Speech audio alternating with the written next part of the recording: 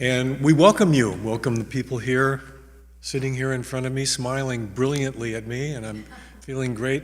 And then those of you out there, welcome to today's class. If you're new here, the format we follow is Guy will give about a 60-minute talk. We'll take a 5-minute break, and then we'll come back for questions and answers. And that's a time for all of you to be able to interact with Guy with your questions or your impressions of the talk, whatever you might have.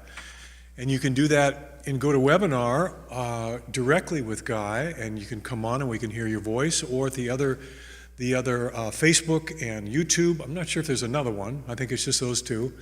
You can write in the chat box a question, and we'll get that to Guy as well. So you can utilize any of these ways to be able to participate. And participating is important.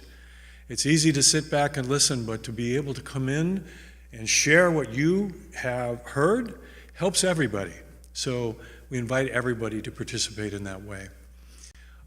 One final thing is that a reminder that this Wednesday's class is our change to 6 p.m. Pacific.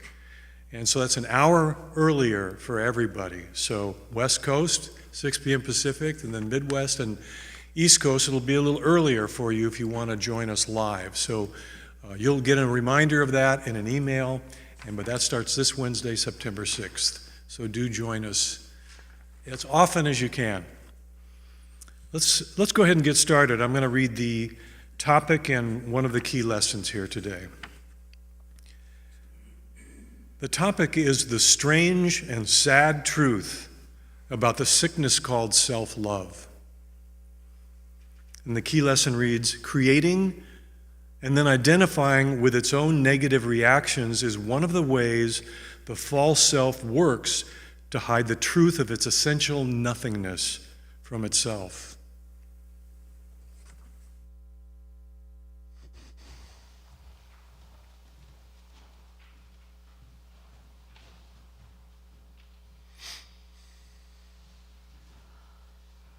Cheer up.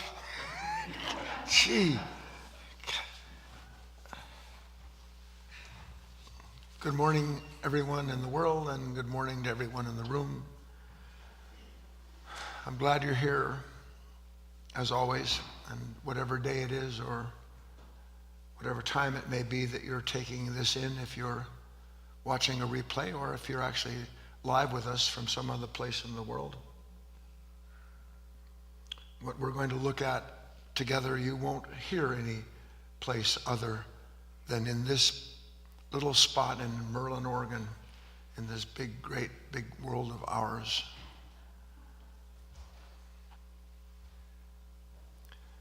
I want to help you by giving you a certain series of impressions, which means that you should, if you want to receive what you've come here today for, means that you should, as best you can, remain as open as you can, and don't let your mind run with any particular thought or reaction, but rather try as if you were at a concert. You know, sometimes you go to a concert and then they start playing something that, like, why in the name of God are they playing that? And you've forgotten that you came to learn and discover whatever the artist was that was presenting the material to you. And there is a great artist, and you and I are the canvas, and the purpose of these meetings is so that that artistry, that truth, those beautiful ideas, that they might be placed upon this canvas, that we can be a reflection of those ideas, and through the reflection in our consciousness come to understand those ideas, not as something separate from ourselves, but as part of a great story that we're all written into without knowing it. And I set the stage this way because I'm going to talk to you a little bit about something that was actually from a series of writings called Metamorphosis by Ovid. Most of us don't even know what that means, but he was a Roman poet, actually. And he wrote this series of essays called Metamorphosis.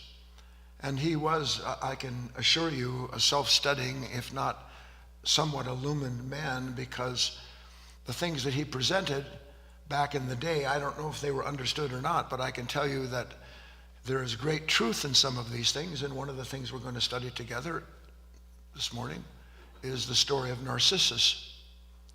But before we get to that, let me give you a certain impression. I share this with you because it impressed itself upon me so deftly that I feel if you're able to at least see something in it, that you might have an impression, an indelible impression made in you. You know, an indelible impression are impressions that are made in this consciousness that was made for that impression. We don't understand the opposites well, but any impression doesn't exist without that which it was impressed into and upon, which means they are corresponding. Impression and impression received are corresponding. They're not separate. They are one thing. And when the impression and the impression received are a singularity, therein is truth, therein is beauty, there is an objective understanding. I hope that you understood that, but it's not important, because here's the impression. I guess it was months and months ago. I can't remember exactly when. It was early in the morning, and when I go out to refresh the bird feeders and often to see the boys and the girls, the deer that come in the morning to get their little treats. And I have a bird bath, but I also have a 15-gallon, it's actually a horse bucket, giant bucket that they put out for horses because they drink that much. And this big bucket, it's a tub, a 15-gallon tub, is always, I try to keep it filled, especially in the summer months, because the girls, the creatures all, well, I don't know if they appreciate it, but you don't know. They become habituated in one respect, and I've been doing this for like 20 years, so generation after generation knows that there's water there. So I go out to make sure, and bottom line is this, I looked in, and it wasn't the first time that this had happened. It just never struck me. That's why you never know when what you have been working on will suddenly connect a dot that you couldn't have imagined existed. You know how I like to say, in the common is hidden the celestial, as above so below. So floating on top of the water, there's about 8 or 10 dead moths. And I take them out. As I'm looking at them, I'm thinking to myself, well, why would these moths be in the water? And then it struck me. It had been a full moon or a near full moon. And those moths were drawn to the image of the light in the tub.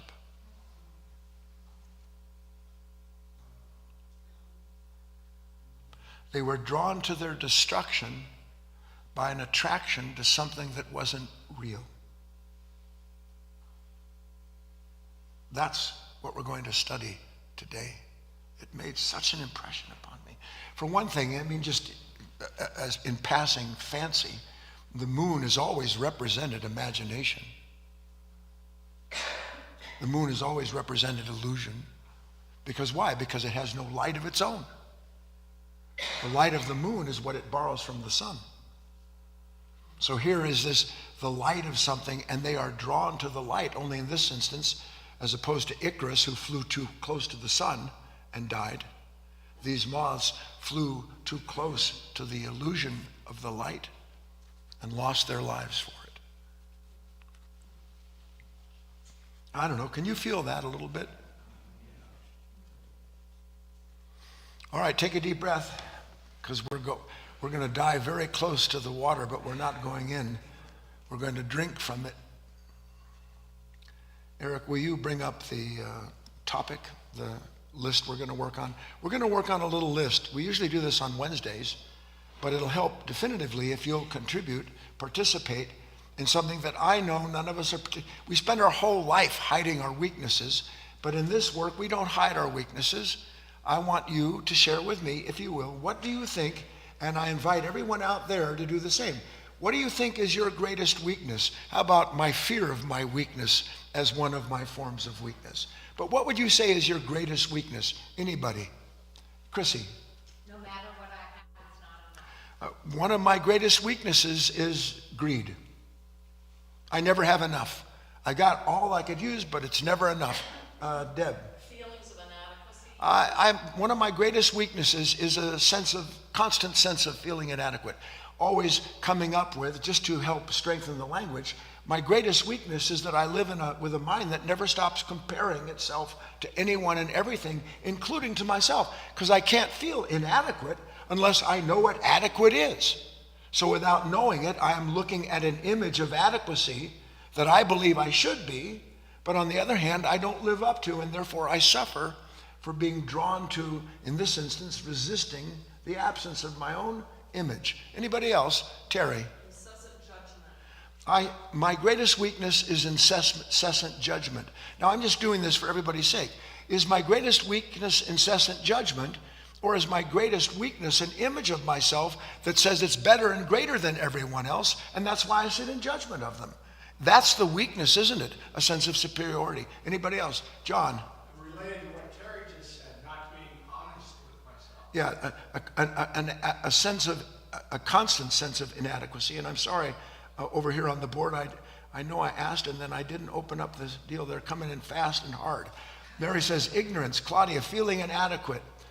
Fiona, I can't stop living, she says, my conditioned life. I can't stop doing the things I don't want to do. Speaking my truth is my greatest weakness. Being a people pleaser, how about that? Is that a pretty big weakness? Beth, being full of pride, that's a big one. The list is going faster than I can get to the people in the room.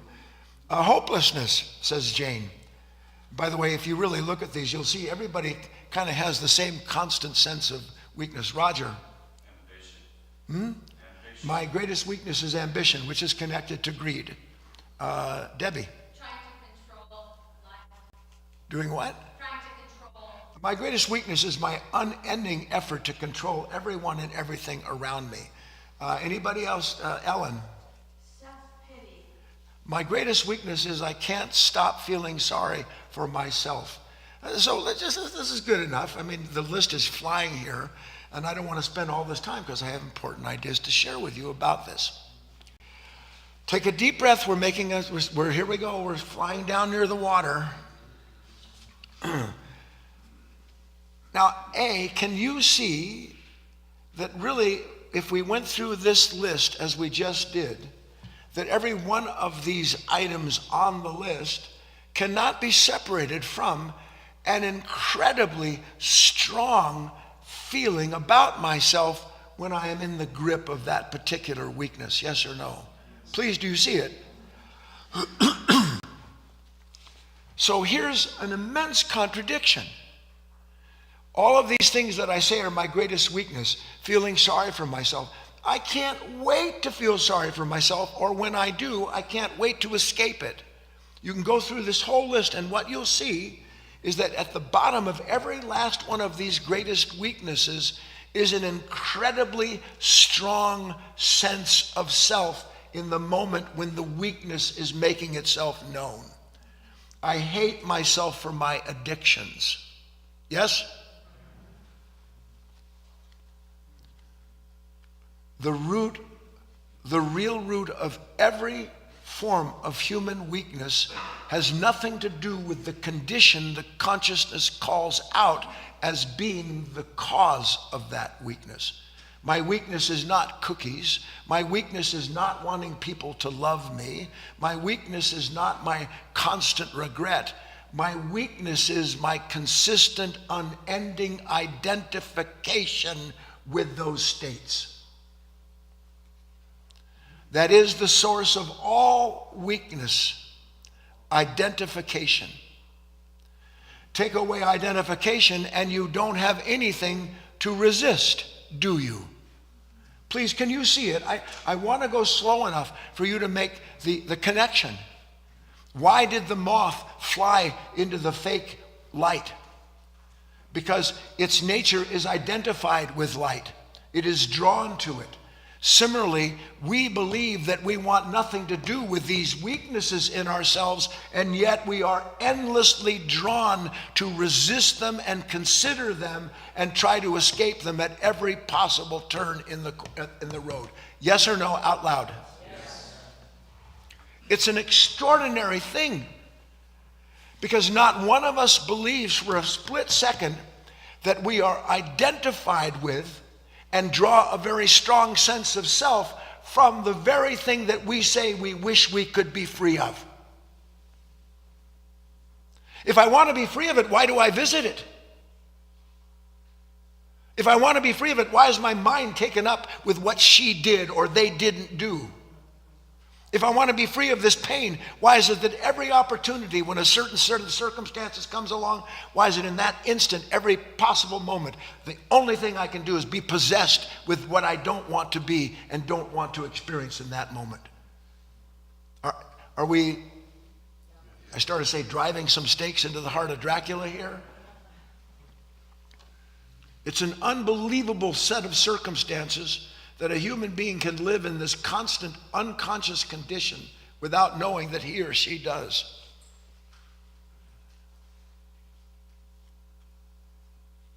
Where on one hand,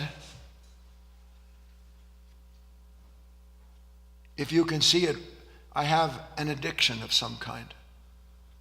And I want you to see this with me. Don't push it away. See if it's true. Am I not always fighting with the basic same weaknesses? Am I not? Could it be that I'm addicted to resisting my weakness? Because in that addiction, there is a constant known identity. The me who shouldn't be like this. The me who should never do those things. The me that's weak in the face of challenges. The me that's inadequate in every moment. And I can't wait to look at that nature and say I don't want it, ignoring the fact that it wouldn't exist if I wasn't paying attention to it and identifying with it.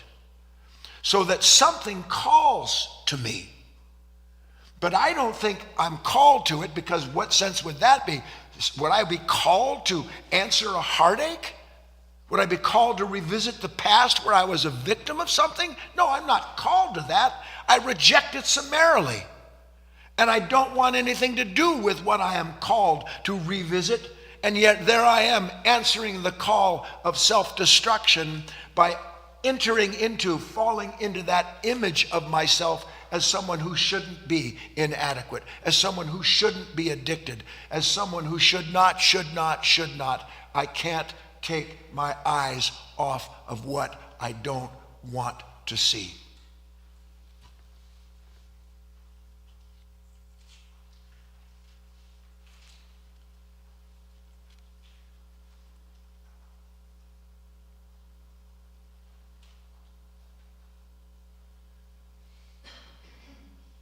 Do you revisit conversations with people where there was conflict in them? And why do you do that? Because something in you tells you that if you go revisit it, that you'll somehow or other prove to yourself that the conflict wasn't your fault, or you will understand the conflict so thoroughly you won't do it again. And yet you continue to do it again and again and again. Why? Because there's nothing real in revisiting the past. And all images belong to the past, and when you revisit them, you belong to a time nature that has no idea that if it can't see the image of itself, it doesn't exist at all. And so it lives to see the image of itself by denying what it sees when it looks at it. It's extraordinary, isn't it? I hope it's extraordinary. So all right, take a nice deep breath, transition time. What did Ovid know about this? And I could spend the whole time talking, but I'm afraid that if I do, I won't get to the lesson in this. So Ovid wrote the story of Narcissus. Now, I'm going to just cover this rather quickly. Some of us know it, but unfortunately, we only know it as this fanciful tale of unrequited love. That had nothing to do with why Ovid wrote the story of Narcissus. So, broadly speaking, the story of Narcissus includes Hera, Aphrodite, Nemesis, Echo, this wood nymph, and Narcissus, a handsome young hunter who was quite taken with himself, as you know if you know anything about the story. Now, we have this idea of these gods up in heaven, you know, these perfect little beings up there. They were a mess because they weren't what we think of as gods. They were individual aspects, dominating characteristics that were in part taken from relationships to nature, so that they represented the powers of nature, but like the powers of nature, they were unconscionable. They didn't have any relationship to each other. How do you know that?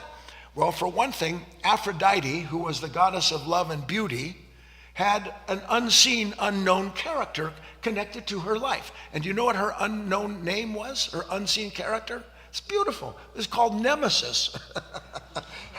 So here's love and beauty, and the other side of love and beauty is Nemesis, that which sets itself against an enemy. You can't serve two masters. You'll love one and despise the other. If you can make this connection. Can you at all? You know, I don't need you to look interested, but it would look better if you didn't look like you were falling asleep, okay? I remember in the early days, we used to go give talks to retirement homes. In those days, you'd go sit and talk, or they'd be eating pudding and spilling it on themselves, and you're trying to talk about higher truths. Please don't look like you're eating pudding while I'm talking. God. It's all right. I deserve whatever it is that happens to me. I mean that more than you know. Now, Hera was the wife of Zeus, but she was filled with jealousy. Here's one of the big old goddesses up there, and she despised Echo. And Echo was a wood nymph. Why? Because Echo happened to be very beautiful. So here's Narcissus. He's a handsome hunter, and he goes out into the woods. And when he goes out into the woods, hunting a stag, you know, and hunting, he doesn't know that Echo, this wood nymph, is wildly in love with him. She can't take her eyes off of Narcissus. But Narcissus has no eyes for anyone other than. Do you remember our talk, Erams? Everything revolves around me. Narcissus didn't love, and so here comes Echo, and and Echo had a strange, one of her qualities was that before this encounter, she had a bad habit. Like, Chris, say something to me. I love this talk. She could only repeat what she had a habit of repeating back to others what they said. So she goes out and she's loving Narcissus, and she kind of presents herself to him, and he just summarily rejects her. He doesn't want anything to do with her. Now, I don't know the ins and outs of this, and I'm not a mythologist, so please, I don't want to hear from you that you got that wrong about this, that, and the other. The point is that all Echo could do at a certain point was echo. So Narcissus knew that someone was around, and he'd go, "Who's there?" And he'd hear, "Who's there? Who are you? Who are you?" Now, this represents a psychological a representation of an image. He could only ask who was there, but never get the answer. He just got something that came back to him. So meanwhile, Echo runs to a cave and lives in this cave, which is where the word echo comes from, by the way, because all you hear when you hear an echo is an echo.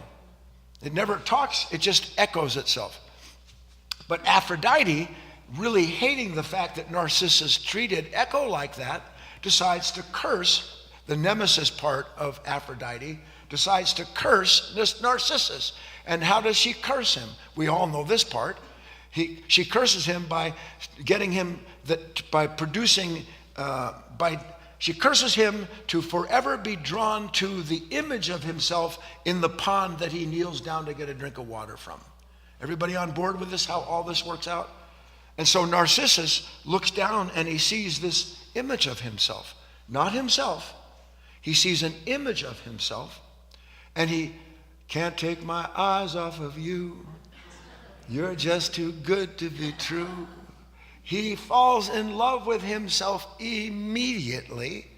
And the story goes that he spends his whole life staring at the image of himself until finally, and there's a number of different ways it ends, he starves to death or he falls into the pond and drowns out of weakness. It doesn't matter. The moth drawn to the false light, to the false image, dies in the image it is drawn to for its inescapable capacity to transcend its own attraction to itself. We making headway here? So what's going on? Narcissus takes his last breath and dies right next to the image that he'll never possess. He dies for longing to possess himself. He dies for longing to possess himself, not knowing that the image of himself is not himself. Now, how does that apply to us? What was he looking at? A reflection, yes? And why was he so drawn to that reflection? Please? Why was he so drawn to that reflection? In case you're not following this, why am I so drawn to think about what you are? Why am I so drawn to worry about tomorrow that doesn't exist apart from an idea I have about it? Why am I so drawn to possess things that that even when I possess them doesn't bring me into the sense of peace? Why am I so drawn to that?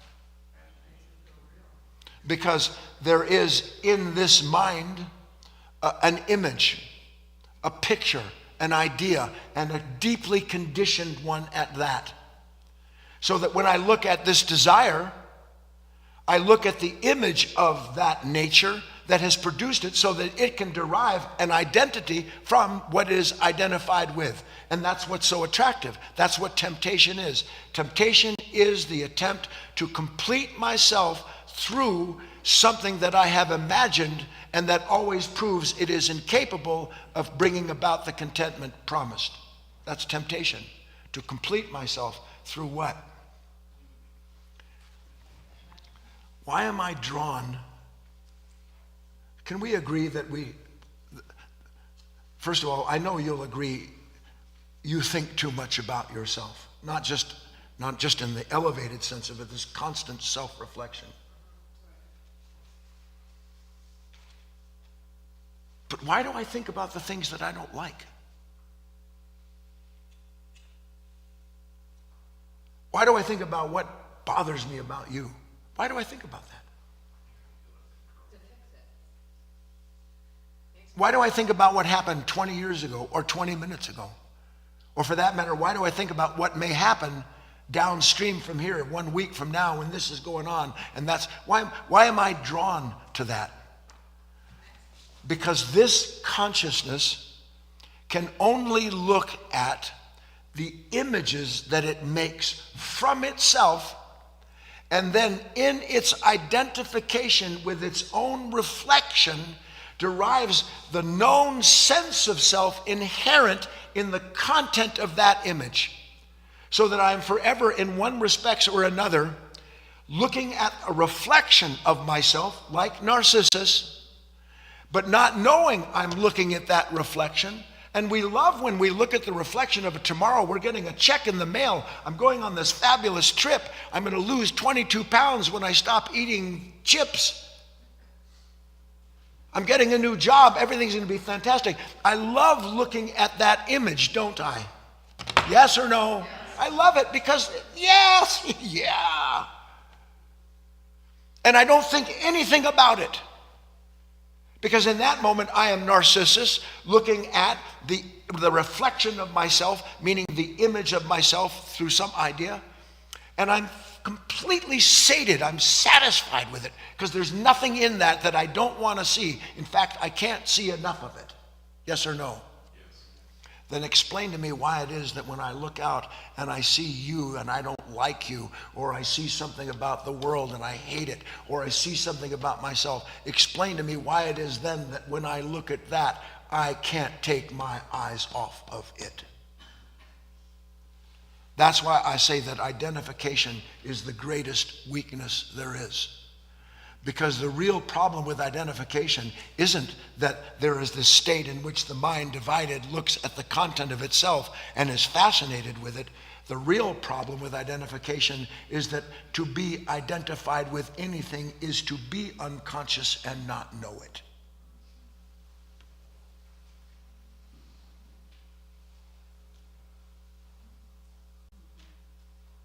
There is no such thing as good identification. And yet we can see, because you can't throw the baby with the bathwater, you can see that here I am and I look at something, I'm terribly drawn to this art, to this dance, to this physical activity. I'm drawn to it. Something in me is drawn to it and it wants to learn something about what it's drawn to. That's why we're drawn. We're drawn to whatever we're drawn to for the purpose of the education of the soul, no matter what level it is. But part of being drawn to what we are for the purpose of that education is the gradual discovery that I can indeed, through being drawn, I am identified with the image the mind made of what will happen when I'm able to be and do this. Do you understand that? So that in the very identification with the image, because the image never says, you know, when I get this perfect, I'm going to be about half right. Does it say that to you? When I finally accomplish this, I'll only be a third of the way. Never says that. I'll be the king of the world. I'll be the queen of the world. So even in the process of this lower nature, educating, it's being educated. It doesn't educate itself. Being educated, part of the discovery is the gradual realization that no matter what it is I'm identified with, it isn't the answer. And the extent of my identification is always the degree to which I am punished by anything that doesn't match up to what I'm identified with. Still with me? I want the continuous sensation of myself. That's what it boils down to. I want the continuous sensation of myself. Now, do you believe that about yourself? If we looked at this long list of all the things that we say are our greatest weakness, would you believe that you want the continuous sensation of the weakness? Come on, please. It's so important to see. The very thing I say I don't want to be, I can't wait to give my attention to it when it comes up. But the way I give my attention to it is through resistance. Imagine attending to what I resist. Does that make sense to anybody's mind? That I'm going to give my full attention to something that I don't want to be. And isn't that what happens? Please? He couldn't look away. And it was his destruction. What couldn't he look away from? And this is pretty important. Now listen, one quick element in this, I'm going to go on. See, the world glorifies this unrequited love. You know why? One of the reasons that he couldn't look away? Because he was afraid if he did, he would cease to exist. He was afraid if he looked away, he would cease to exist. Just as you are afraid to look away from what you don't want because you don't know who you are without not wanting it in that moment. Isn't this great? Oh, throughout the centuries, human beings have waited their whole lives to hear what you are hearing.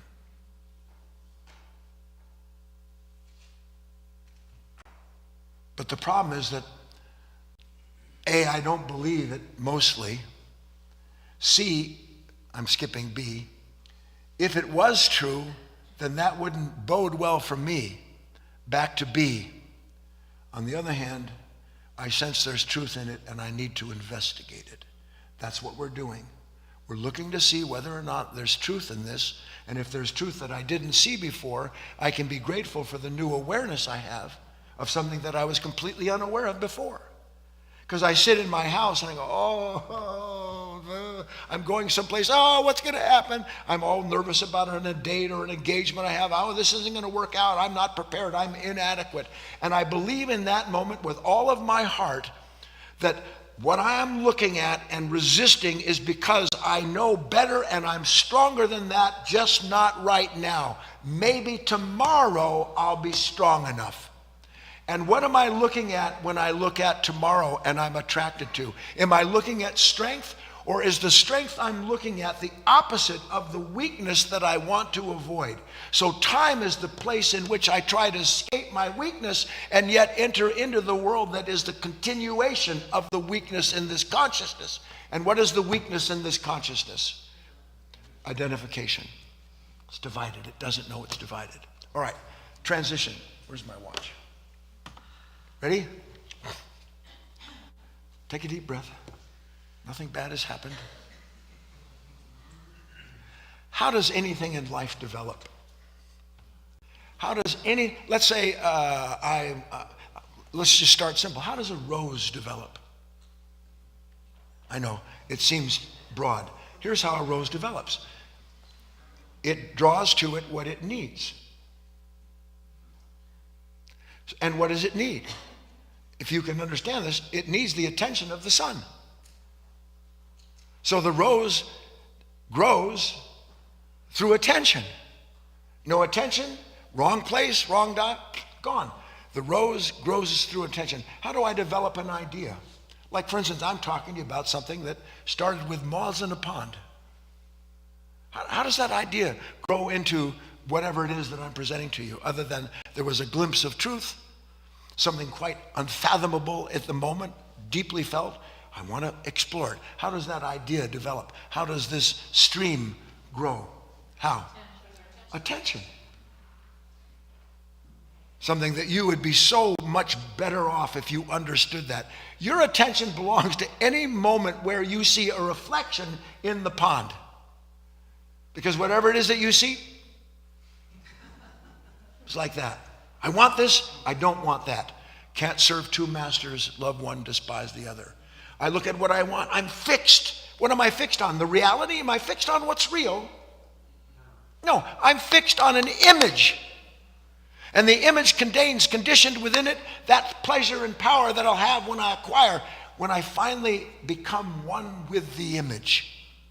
You can never become one with the image. The image and the identity are already divided. That's what separation is. So here I am, I want this, I'm fixed. On the other hand, I don't want that. I hate that. I can't stand it. Where is my attention when I can't stand something? On the thing I can't stand. So how, I give it again, how is it that anything develops? And if I'm resisting something I don't want to see, am I not developing it?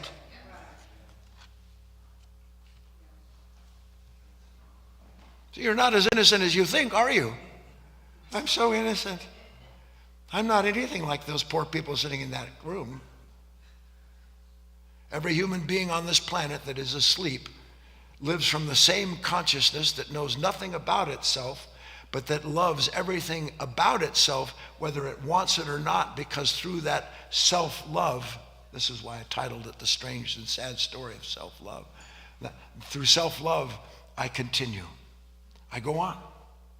Except like Narcissus, did he go on? No. He died from what? God, I love this. He died from being fascinated with himself.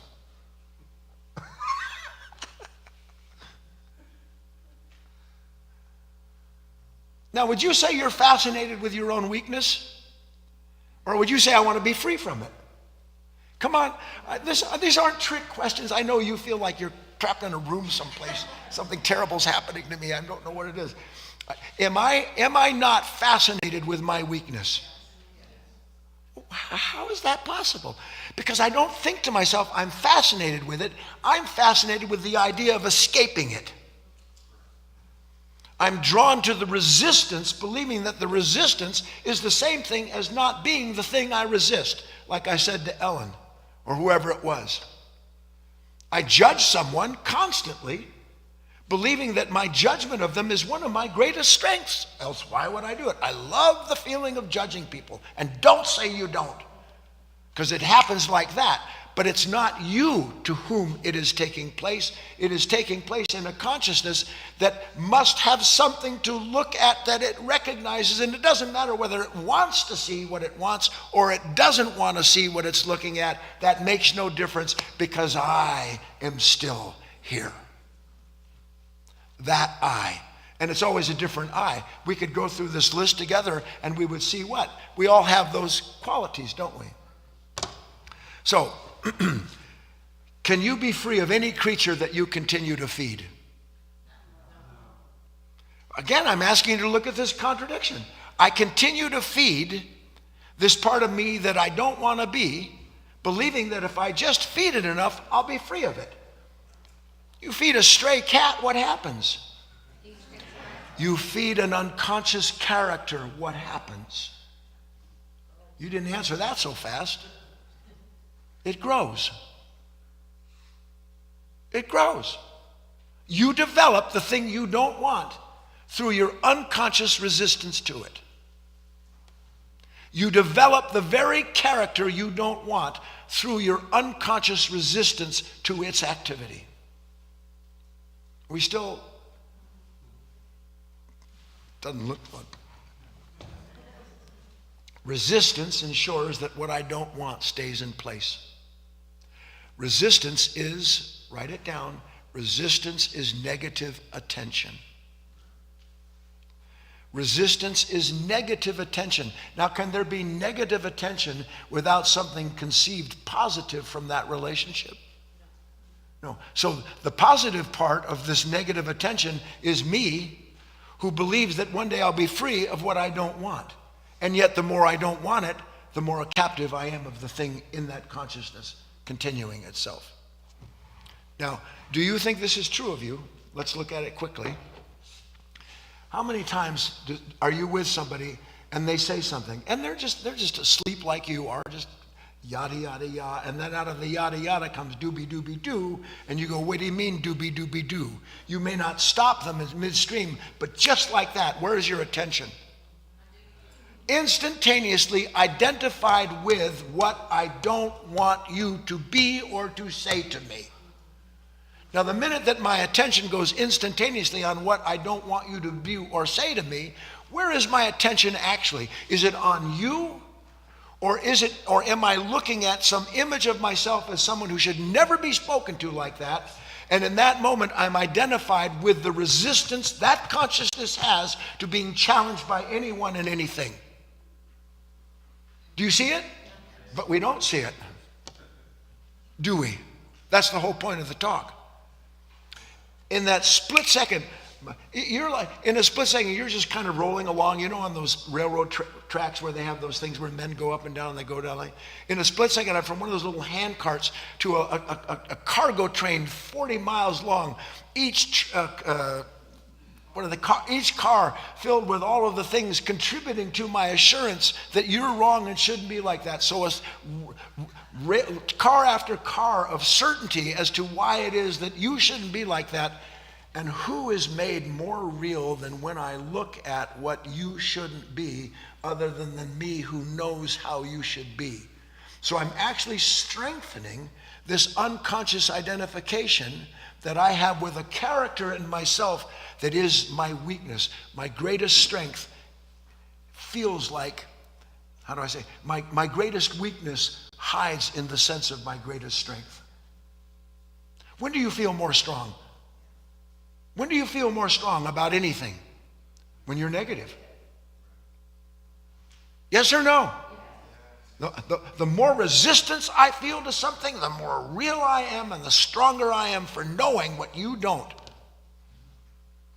And what is it that I don't know in those moments that you don't know and that I don't know about myself? I'm destroying myself. I'm literally, if you can see it, I'm literally starving to death in those moments where I'm looking at the image that I can't take my eyes off of because I'm feeding it and feeding myself the illusion of a self. And in the illusion of the self, I'm cut off from the true self that never stops feeding the soul what it needs in order to grow. The attention of the divine versus the attention of a mind set in the love of itself that can never be requited. That can never be requited.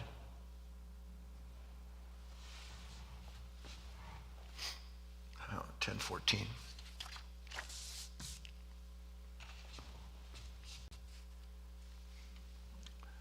Now what are we going to do?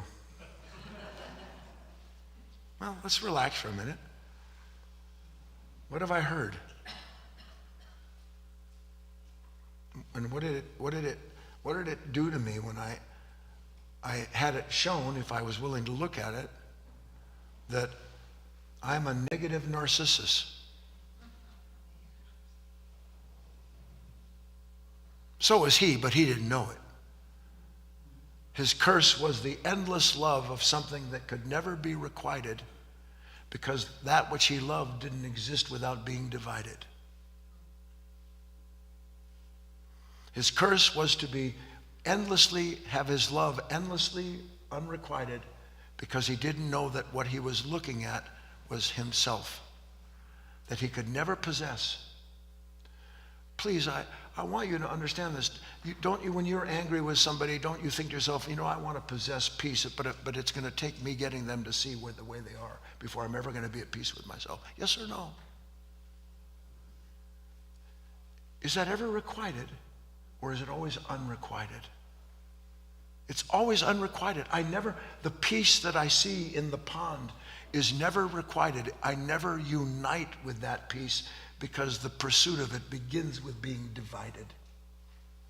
This is the great secret, the great truth that leads to liberation, is the realization and gradually the understanding that my mind, when it is unattended, is narcissus. It loves the content of itself and its continuation, but it can never bring to itself what it imagines itself to be. It is the moth that sees the false light in the water in the bucket and flies to its destruction every time it so attends to it that it flies into that situation.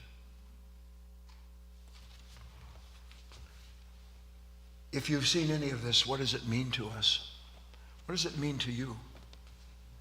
What would be, I'm using the words now, the exercise? You understand there is something implied in this, isn't there? Isn't there an implication in what I see and hear? What's the implication? I'm asking you now, what's the implication?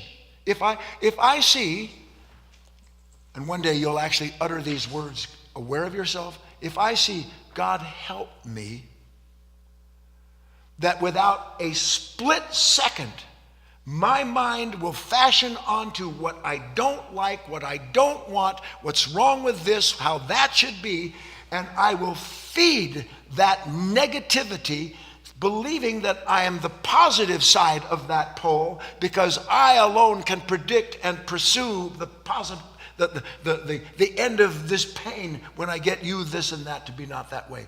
So in that moment, what do you think the implication is if I actually see it? How many of you think, beyond the shadow of a doubt, you'll get negative about something today if you're not negative while you're listening to me, which is what it looks like? Well, what did we just explain about being negative? I hate this. No, you love the feeling of hating this. I can't stand him. No, you love the feeling of being someone other than what you believe you are. What am I going to do about tomorrow? No, you love the fear that comes with looking at an image. Tomorrow doesn't exist. An image made from your own identification and then threatening yourself with your own projection. Imagine, I project a future that threatens me. Who does that? Yeah, Roger raised his head. Who does that? Do you do that?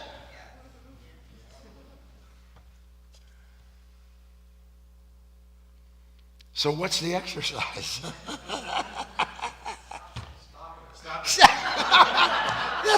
That's exactly it, in case you didn't hear it. The exercise is stop it. And then you're going to go, but how do I stop it? Will you bring up the second key lesson, please? Let me know when it's up. There it is. I'm going to read this twice.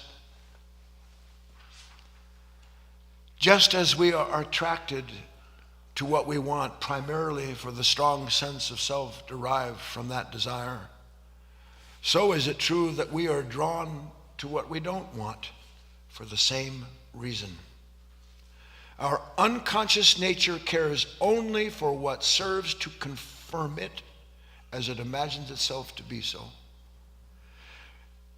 So for that nature, the whole idea of having either a positive image in which to revel or some negative image that it summarily rejects, it's an afterthought.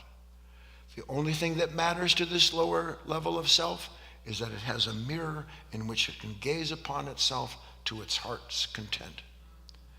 Just as we are attracted to what we want primarily for the strong sense of self derived from that desire, so is it true that we are drawn to what we don't want, and for the same reason. Our unconscious nature cares only for what serves to confirm it as it imagines itself to be. So for that nature, the whole idea of having either a positive image in which to revel or some negative image that it summarily rejects is an afterthought. The only thing that matters to this lower level of self is that it has a mirror in which it can gaze upon itself to its heart's content. And what is the mirror within which it gazes upon itself to its heart content? My own consciousness. A consciousness intended to be the mirror of the divine. A consciousness intended to be the mirror of the divine. So that in the broad, grand overview, in my capacity to be a witness, the reflection of that which is around me is revealed as a character and quality within me, and I'm drawn to know myself through that, as opposed to what we are now, which is a consciousness that doesn't have any relationship to what is asking to be attended to. Please follow me. Here comes a moment I don't want.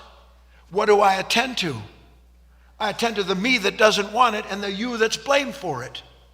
When the truth is, here comes a moment I don't want, and I'm actually being given the attention of the divine to bring this light into a consciousness that only knows how to resist and hate what it doesn't want, instead of being changed by seeing that the observer and the observed are the same. The exercise is pretty simple. I sang it a little bit for you. Anybody remember the song? Let's sing it. You're just too good to be true.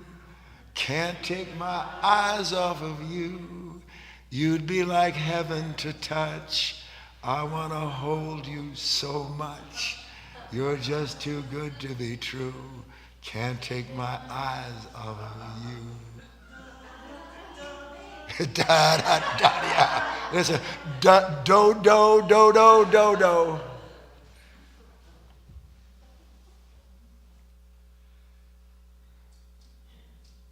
See what I have said is true, and go through what you must go through to take your eyes off of what you don't want to see or to be. If you'll even attempt it, you'll see that you are, at that level, at this time, a narcissus who has been cursed.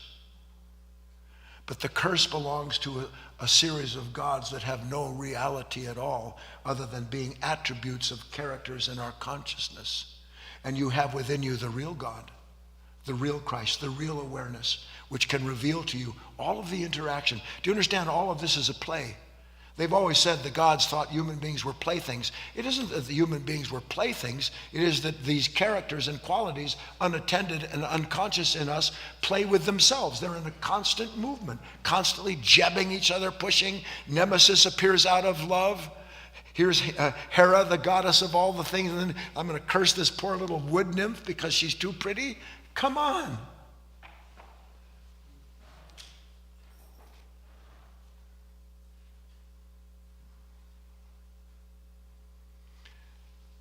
Don't be afraid to see and feel that you are attracted to what you say you don't want anything to do with. Don't you say, I don't want anything to do with this person? Yes or no? You can't stop thinking about them. Don't you say you wish that that moment weren't that way 25 years ago? What are you looking at 25 years ago? You're looking at an image that was formulated in a consciousness that, by the way, helped create that condition. It certainly didn't complete the consciousness brought into that moment for it. And so what does it do? It crystallizes it, and it makes it something real. So the reflection is permanent in that pool of thoughts and feelings that when you look in, that's what you see. And when you look at the content of your own consciousness, you go, I don't want to see it. It's fascinating, isn't it? Get fascinated properly with the truth of yourself. Learn what it takes and what it means to deny yourself. You don't know what it means. Because denying yourself is not denying yourself the cupcake or the food or the trip someplace. Denying yourself is seeing that there is something in you incessantly fascinated with whatever gives you the strongest sense of your identity in that moment. And dying to that is what it means to die to yourself. It is what it means to sell all. And it is the very same thing as being reborn, because when you die to that self, you discover a self that is ceaselessly being reborn through the attention of God to that soul as it gives it a new life. Not the old life, which is the repetition, but the new life, which is born out of the realization of this consciousness. You got it? Let's take a break, come back and have our dialogue.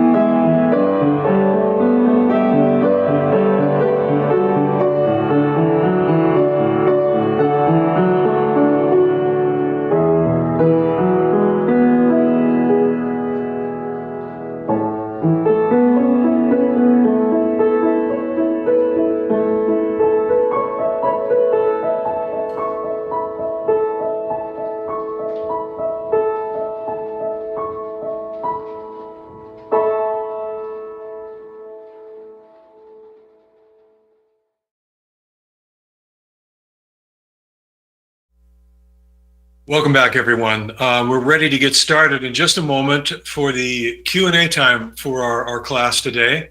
I want to give you a couple important announcements. I want to relate to you a couple of things. Every 4 times a year, we have a weekend of wisdom where people are invited from wherever you are to come here to Southern Oregon and be part of this community for that weekend. And you're all invited to come on Friday, September 22nd through Sunday, September 24th. That's this month.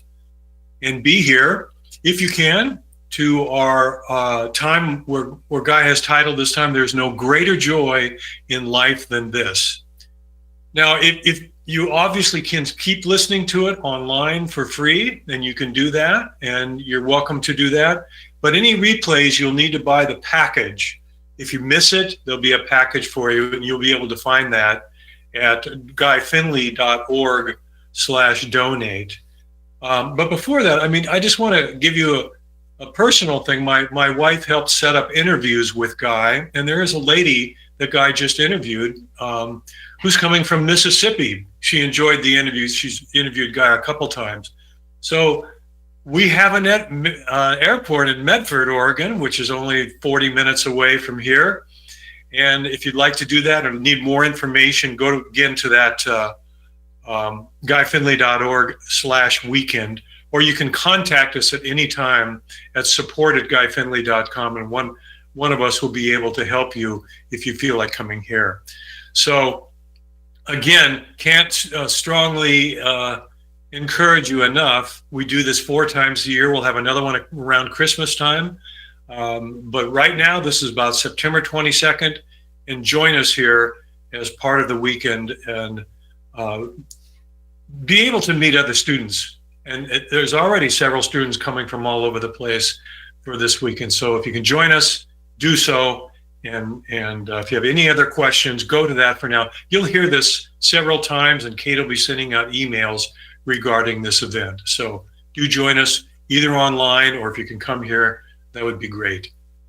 All right. I think, by the way, before I say that, and part of that is it helps us, if you can, and you buy the replay package, it's a way to donate back and help us, because all these free classes are sponsored by the Life of Learning Foundation, and we do ask for donations. If you feel this is helping you, you can always go to guyfinley.org/donate and donate to Guy at any time. Any amount is helpful. So encourage you to do that, and we thank all those of you who are doing that already. All right, let's get started. We have several questions, written questions. And first of all, Guy, are you ready to go, or do you have any other comments? No, I'm ready to go. Okay. So we have a couple in the queue. We'll start with Stephen. We have Stephen and Fiona, and then we will go to some of our written questions. So let's go right to Stephen.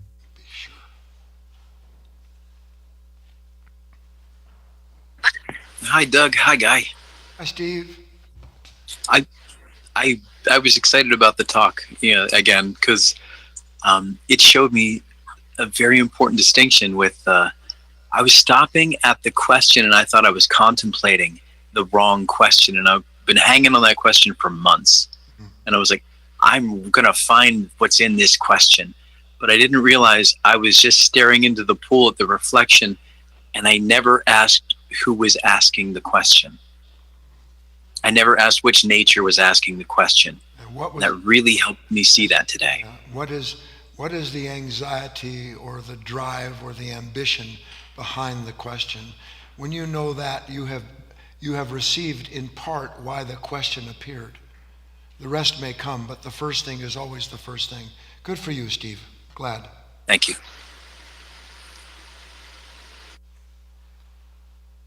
All right, let's go to, before we go to Fiona, let's go to Billy. This is actually a leftover question from yesterday's Inside Timer Talk.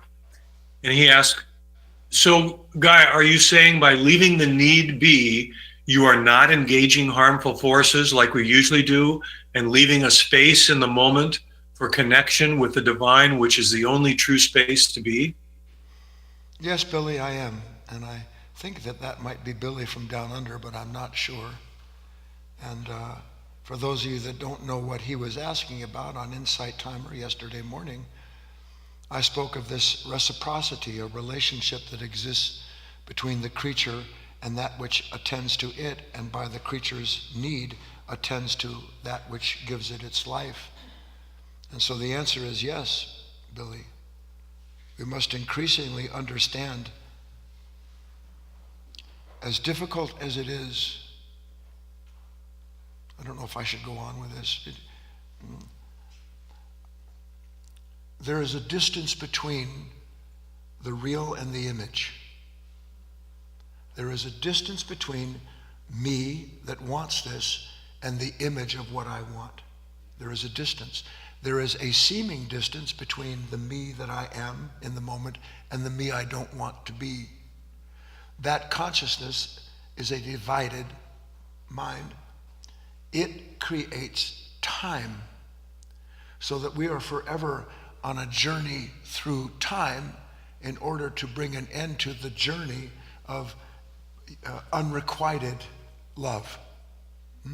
It's unrequited love. I can't get what I want.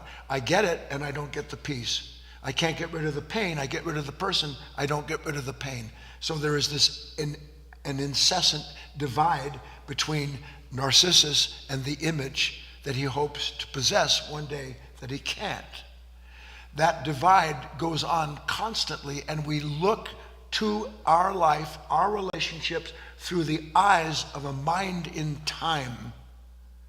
I'm always thinking, when this happens, when I go there, when I get that, when I'm done with this, when it's over, when it begins. For us, it's always in time, which means our completion is always in time.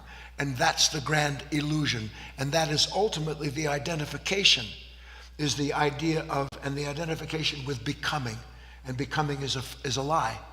Narcissus hoped to become one with his image. He was afraid to leave it. So that's the extended answer, Billy. Let us work to be present, mindful with what we are, wherewith we are, with all that we are in that moment. Anything outside of that is narcissistic, whatever it is. On we go. All right, we have a nice queue, 4 people in the queue right now. Let's go first next to our Scottish friend, Fiona.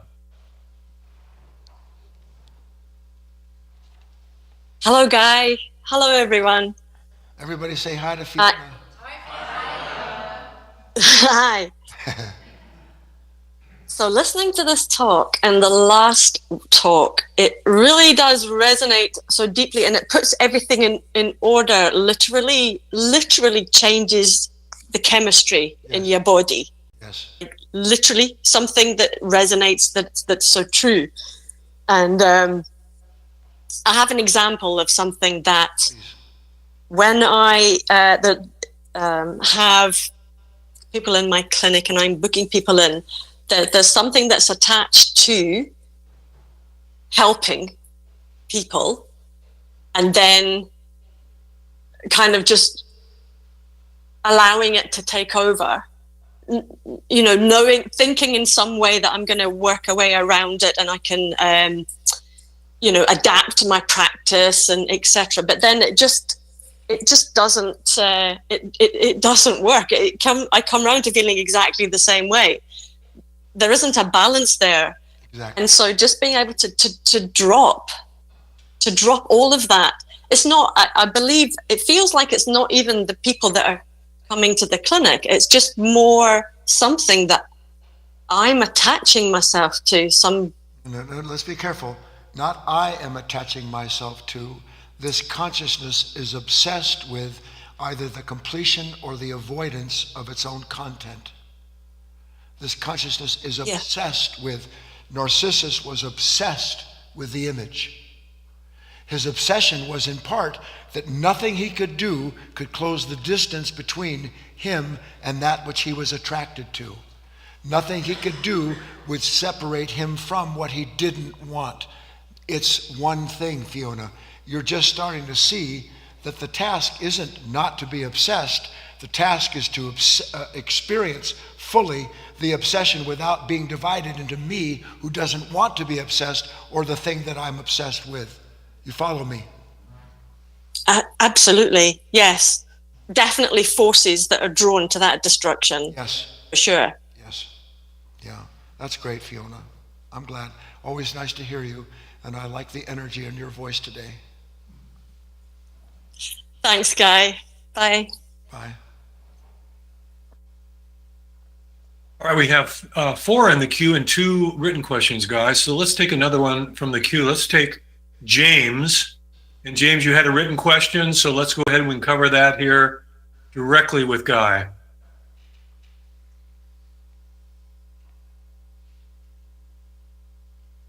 Are you there? James, you were unmuted. You have muted yourself, and now you hit your hand. Hear him. Lowered your Okay. hand, right? Okay. In particular, this is a follow-on of your yesterday's talk, where I thank you so much for answering it so well. And in Romans 8:24, it talks about, in the King James, hope. This one uses expectation. How does hope or expectation fit with a spiritual life? How does it have to do with looking behind us as opposed to looking forward? Whenever we look at a thought, we're looking behind us, James. Anytime that I'm identified with a thought, I am looking into the past. I don't know it. Because what is thought other than the content of the past? Some image, idea formulated into a concept the mind makes a construct from. I'm looking in the past. But because I really like the connection, I hope that you were also asking about what did St. Paul said, our hopes must not be in things seen, but in things unseen. For who hopes in things seen? So when I have an image, an idea about myself, whether it's something I don't want or something I do want, where is my hope vested? In things seen. But what I don't see is that what I'm looking at is myself. And the self that I'm looking at has no clue that whatever it is, because see, that's the thing, it vacillates. I can't go into it too deeply, but it's a constant vacillation. First, I'm identified with the thing. Then when it works out or doesn't work out, then I'm identified with myself. And once I'm identified with myself, I need a little bit more of the thing I was identified with. And so this mind vacillates between active and passive roles, never knowing that it's the same mind, just flipping sides, flipping eyes. That's all it is. It doesn't see it. So I hope that helps, James.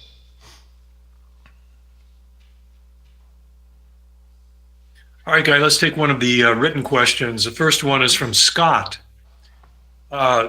He said, I recently had a severe allergic reaction, and at the time, I thought it was my day to check out, which I'm assuming means he's going to die. While still conscious, I was only aware of the nothingness of my life up to that point. How it was, let's see. How it was all just... How it was all just temporary stuff. I had nothing eternal to hang my hat on. That's the message I took away from this experience.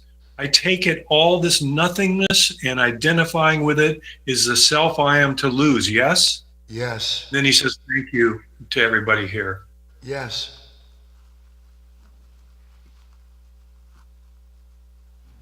I've always, Scott, I've always called a crisis a close encounter of the truthful kind. When suddenly I cannot escape, no matter what, the revelation of all that I have been and done up to that point. And in that revelation, the realization that what have I been and done? How can I be reduced to someone who hates somebody? How can I be reduced to someone who's making himself or herself sick over money? How is that possible? How is it possible that I can have an enemy and continue to have one? What have I learned? And if one is honest, I've learned nothing. I think I've learned. I covered that in Insight Timer yesterday. But I haven't learned. Learning means changing. Changing means dying. Dying means being reborn.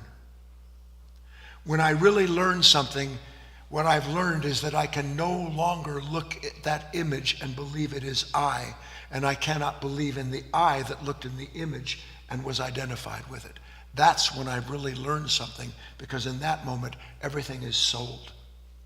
Everything is dispatched, but not by I, but by another order of I that sees the vacillation between image and identity. The two seemingly different I's, the me that doesn't want to be me, is all one me, and it ain't me. You can write me down on that.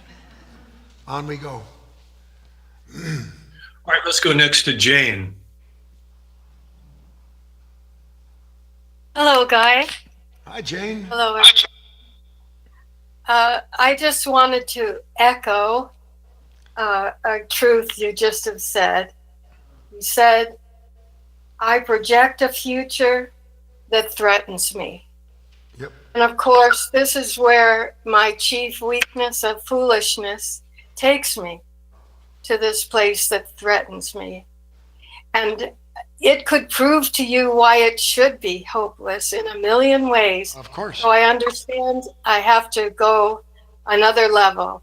I have to lift my eyes up to different eyes, as you're saying. And also involved in it is fear, of course. And I've wanted to share this little image I saw that again echoes what I believe you're teaching us. It was a little clip on the internet of a birthday party with little children, maybe 5 or 6 years old. And they were dressed in medieval costumes and they had their weapons.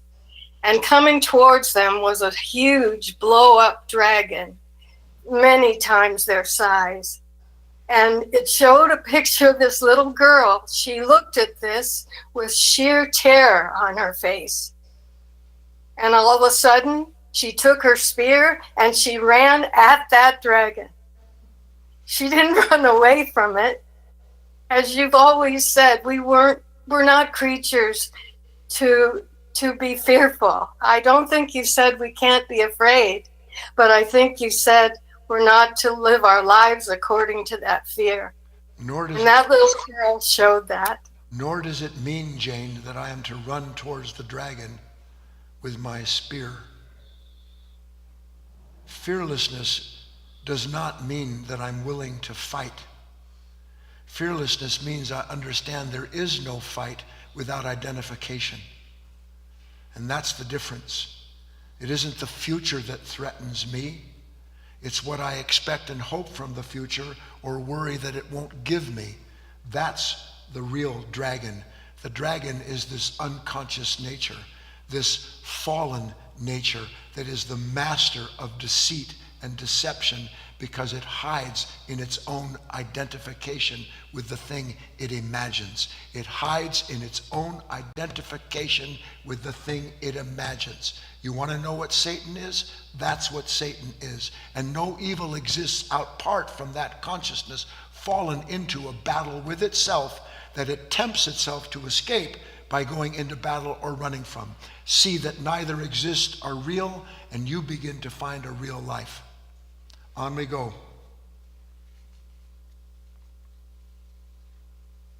All right, let's take a written question from Raju.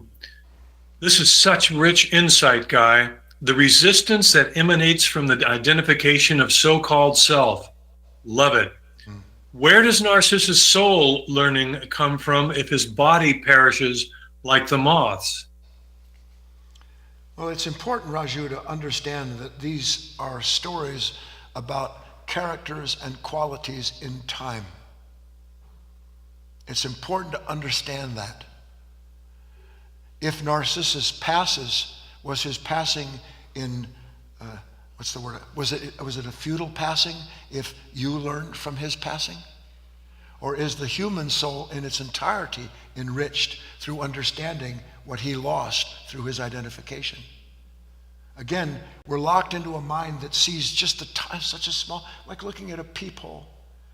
I saw some I don't know what it was, an astronomer or an astronaut, and he was making this beautiful point. He said, it was about the Webb telescope. I don't know if you ever saw it. It was fantastic. So they point, there's the biggest telescope that ever existed, and it is a marvel of technology. It's unbelievable that these people could do that. I mean, it's fantastic, really.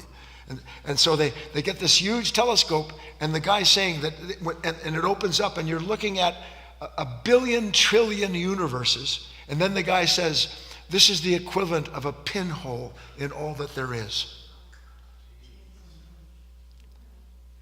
So here you're overwhelmed with a pinhole. See, one day you won't look through a pinhole. That's what this work is about. It's about entering into the field itself, made in the image of God. Not that part of the universe, not this part of the solar system, not this aspect of the planet, not these characters or qualities, but the entirety of it. That's what you are. It's overwhelming. And one day you will understand that the real joy in life, I'm teasing the talks that are coming up, the real joy in life is being so overwhelmed with impressions, there's no you left to feel anything, just to see everything. Perfect silence, that's what joy is. But the perfect silence born of perfect seeing, because in perfect seeing there's no longer a division between the observer and the observed. On we go, Doug. Great. Thank you for that, Guy. The next is Billy in the queue. Good. Hi, Guy. Hi, Billy. It's Billy from Down Under, and great talk again. Loved it. I really resonated with, get fascinated with the truth of yourself. And I find that's a really great attention tool, because you can put your attention on the truth of who you really are, and then there's no becoming in that either, because you already are that. Yes. So it's a really, and you can feel the joy of that and connecting to it. Just need to make sure that I'm not fascinated by the self part, and the last part where you said that you're nothing and you just everything is emphasizes that. Yes. That was cool. So. Yes, it is cool, Billy. Look, one comment, Billy, because I'm with you. And this is for everybody. It is so easy to despair. I get excited, I love the truth. And then because I love the truth, by the grace of God, the divine gives me a lesson that I've been prepared to receive. And then the truth is, the real lessons you are prepared to receive. But the first part of that preparation is you understanding that you don't want the lesson that has just come to you. So that isn't that one is joyous that you see your inestimable greed or your constant self-pity or how you can't wait to have an enemy and relive someone's life, that as you do, you're lashing yourself. There's no immediate joy in that, is there? And yet, the clearer I see that, the more extricated I am from that unconscious identification with that nature. It's clearer to me. And then as these lessons, and they do, remember I spoke about impressions? When you have a real lesson, part of the lesson is that there is an integration of what has been the opposites in you. The divided mind, a real lesson brings about a momentary awareness of its divided state. In the awareness of the divided state, there is an impression that neither side of that mind can ever have, because now my impression is the awareness of the opposites, not an identity derived from one side or the other of them. Can you follow this? And that's suddenly I have an impression from another world within me that was there all along and I never knew it. So remember that the task is not to identify with or try to be or not be. The task is to see. End of story. Not to reject what you see, and certainly not to revel in it, but simply to be clear enough to recognize that I must take in the whole of myself. Otherwise, I'm third force blind. Otherwise, I am identified with one side or the other. Wednesday night, we're going to go into this more deeply. I just decided. On we go. Nice to talk to you, Billy. All right, Guy, we have two more in the queue, Lucy and Robert, and two more written questions. We'll do it. I think. Okay, great. So let's go next to Lucy, and then we'll do one of our written questions. Here's Lucy. Okay. Hi, Guy. Hi, Lucy. I really enjoyed the talk today because I've been in a big conflict in my work environment, and I haven't felt anger like this come up in years. But all of a sudden, when I was listening today, I just got a whole different way of seeing it as it's a challenge. Like it's not always easy to get a situation where you can actually really look at these things, but now I'm seeing how I'm really strengthening my sense of self. Yes. About how what I know is right and what they know is wrong and things like that. So it's been great. It was a real insight to me today, like for a real life situation that's been ongoing. But if I have a question, it would be, just some pointers on how to actually stay in the moment when it's really happening. Because I'm really great. I'm really great with that spear until that big floating dragon appears, and then put them up that's right. As fast as I can. Yeah. Oh.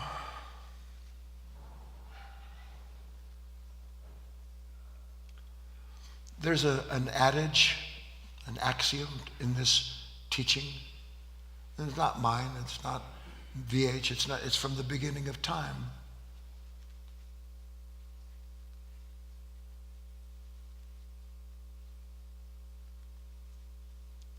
The real task isn't to do something with these moments. It is to see something about them I couldn't see before. Doing happens automatically when resistance appears or attraction. But in that moment, it is desire, the positive or negative side of it, acting for me, and I am its unconscious instrument.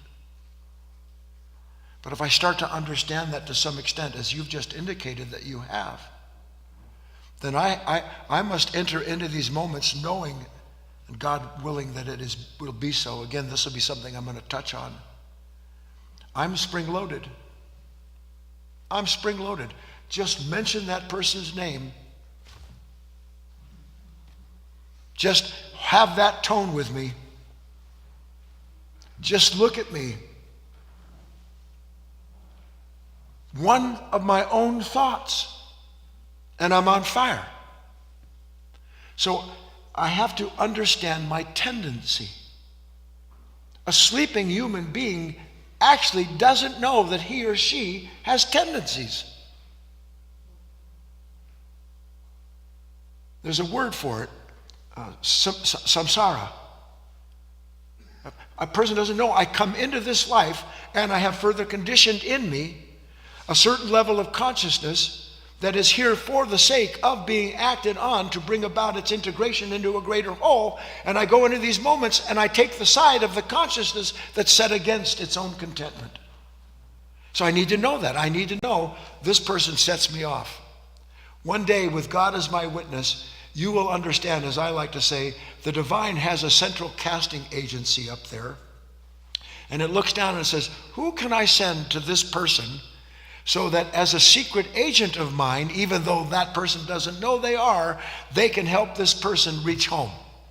And that's what that person that you can't stand is in your life for, is not for you to fix them, but for you to be free from the content of a conditioned mind that only knows how to do one thing with that person, and that is like Narcissus to look in that pond and go, I hate that, and keep your eyes on it, hoping that you can destroy what you hate by feeding it. Don't try to do, try to see. If you do that much, you will see, oh my God, I can't stop doing. Meaning I can't stop handing myself over to the very thing that is handing me over to the pond where I drowned. I hope that helps. On we go.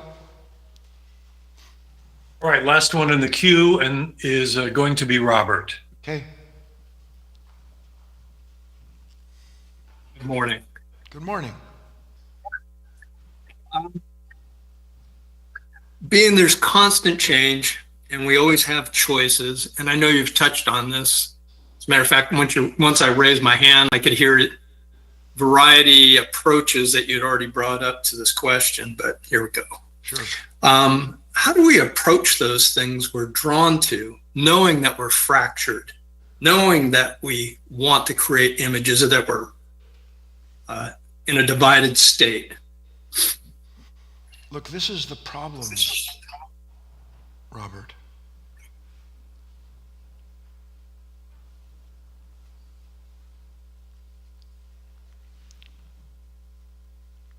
It's like a steady drip of acid.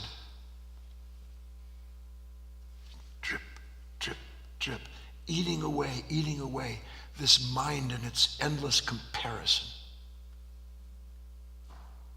And I think that it's me who knows how I should be. I think it's me who knows how I should not be.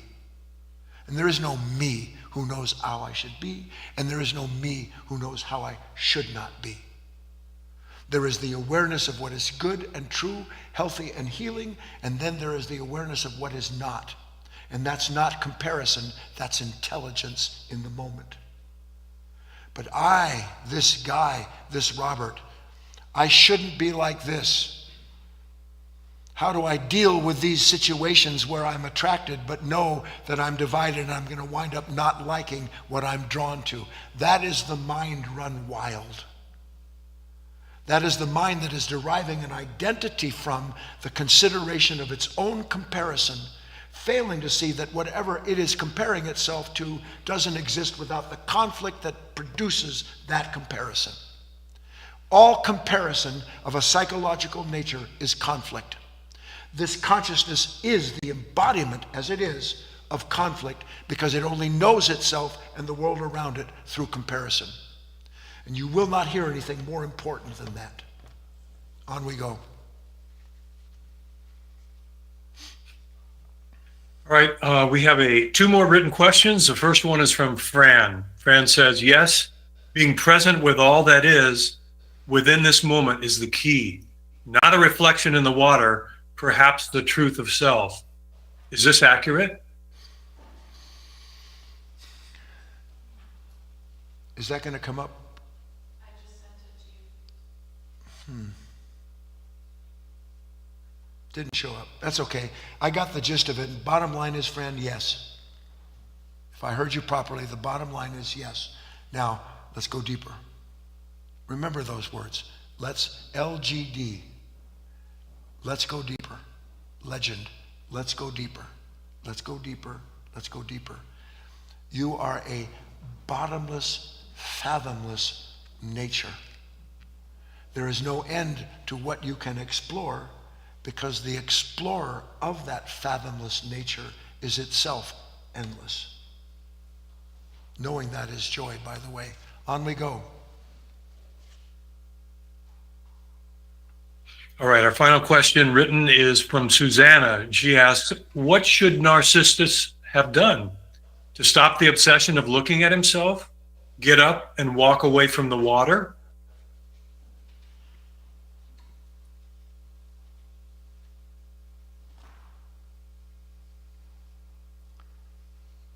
Susanna,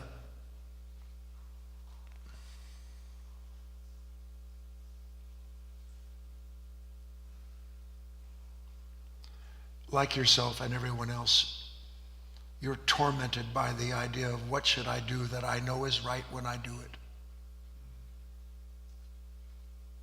So the very pursuit of what I will know to do that's right is my hell. Because I'm always trying to figure out who to be, how to be it, when to be that, and where do I go to accomplish it. And I never stop thinking about myself.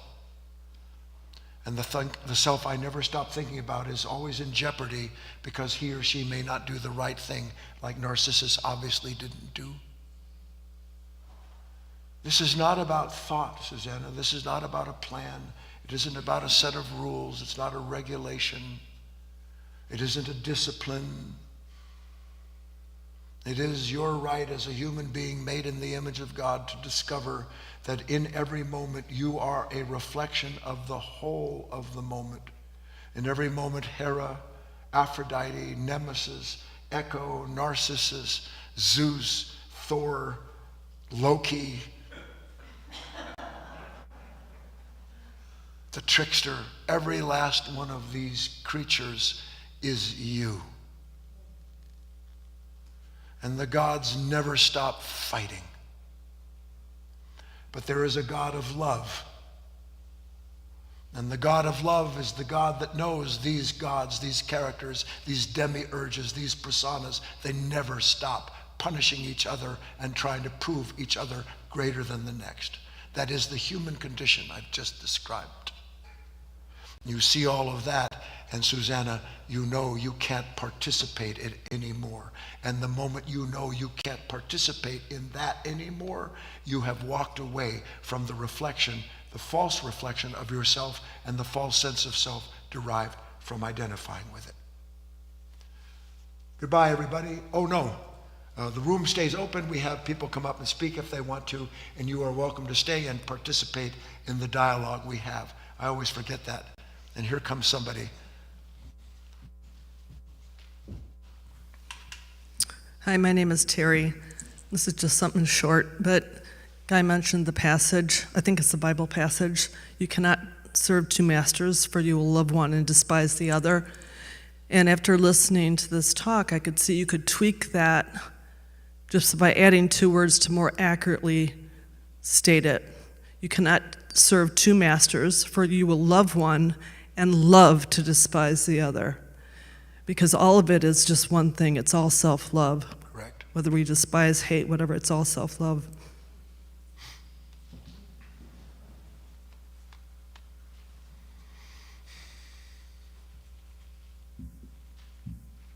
Ellen looked like she's going on a yacht today, doesn't she? Ahoy, mateys.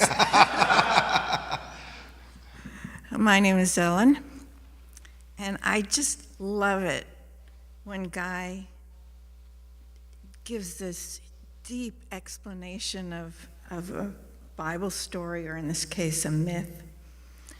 And I remembered one detail of the Narcissus story. Please. I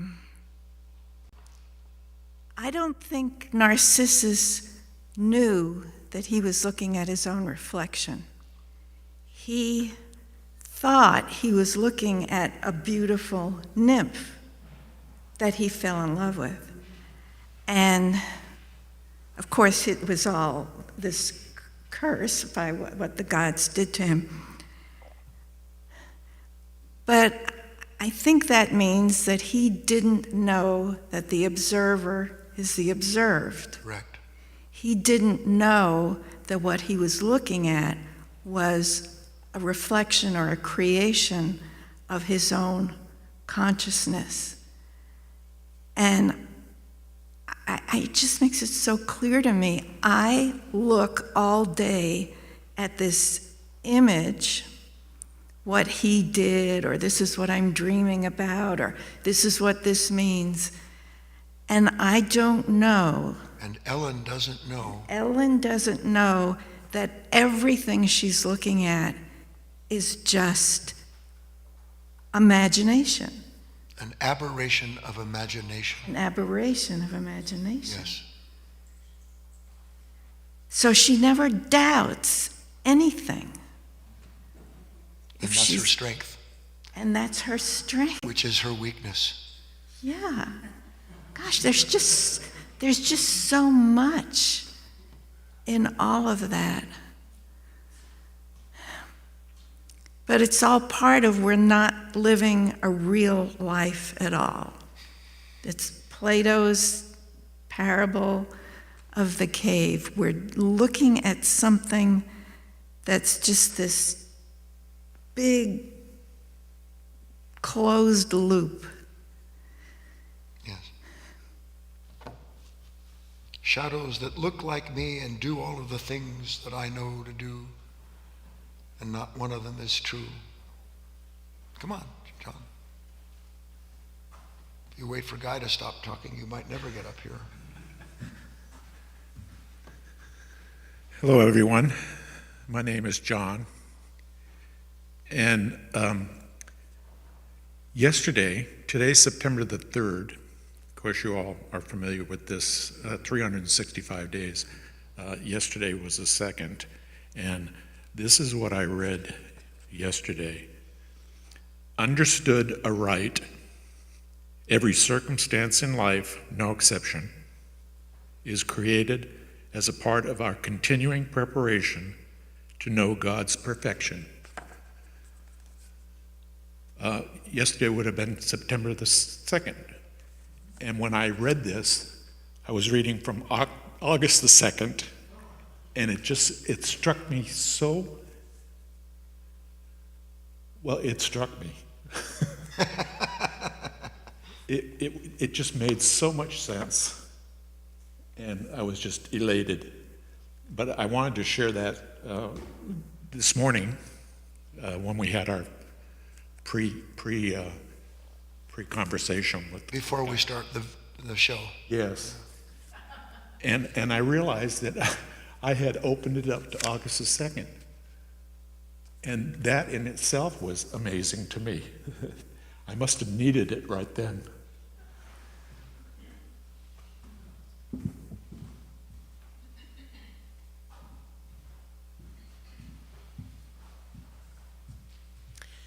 My name is Patricia.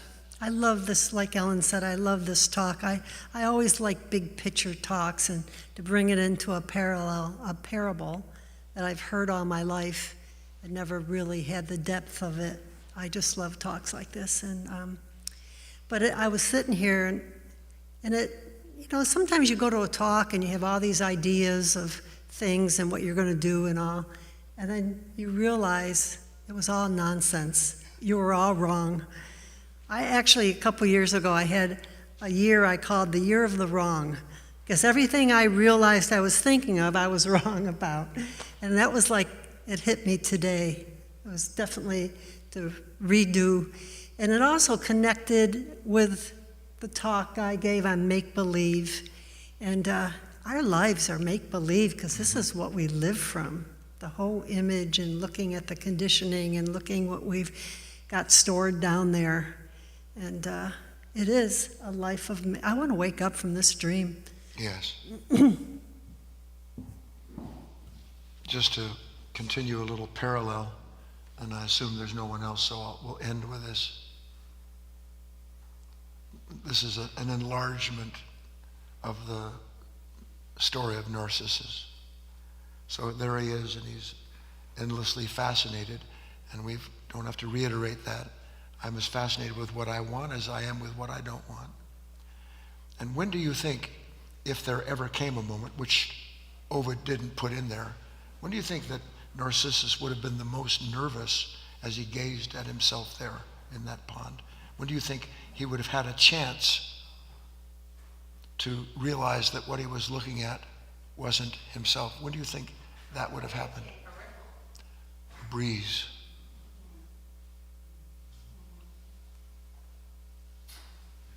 What?